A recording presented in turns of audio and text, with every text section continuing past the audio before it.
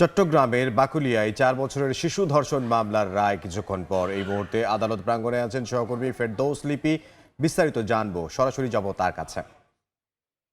লিপি, এরই মধ্যে বেলা ১২টার দিকে যে ঘটনা সেটা হচ্ছে চট্টগ্রামের পতেঙ্গায় যে ২০২২ সালে আলোচিত আয়াত হত্যাকাণ্ডের যে আসামি আবিরকে আদালতে তোলা হয়েছে এবং এই সময় কিন্তু আদালত প্রাঙ্গণে যারা ছিলেন, বিশেষ করে আয়াতের পরিবার এবং যারা স্থানীয়রা, তারা বিক্ষোভ করেন এবং আসামির যেই ফাঁসি সেটা দাবি করেন এবং যে ধরনের দাবি তারা তুলছেন, তারা বলছেন যে নৃশংসভাবে আয়াতকে হত্যা করা হয়েছে, ৬ টুকরো করে সাগর এবং খালে ভাসিয়ে দেওয়া হয়েছে। এই হত্যাকাণ্ডের একমাত্র ফাঁসি ছাড়া আর কোনো বিচার তারা মানবেন না বলে দাবি করছেন এবং এখনো পর্যন্ত বিচার কার্যক্রম চলছে। আর আরেকটি ঘটনা যেটি হচ্ছে গত ২১শে মে চট্টগ্রামের বাকুলিয়ায় বহুল আলোচিত ৪ বছরের শিশুকে ধর্ষণের ঘটনায় মনির যে আসামি, সে আসামিকেও আদালতে তোলা হয়েছে চট্টগ্রামের যে শিশু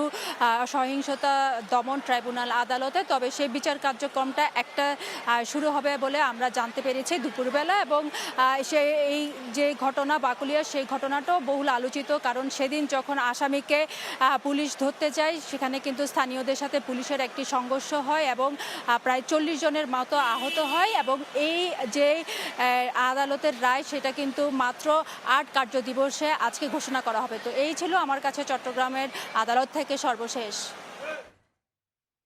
চট্টগ্রাম থেকে সহকর্মী ফেরদৌস লিপি।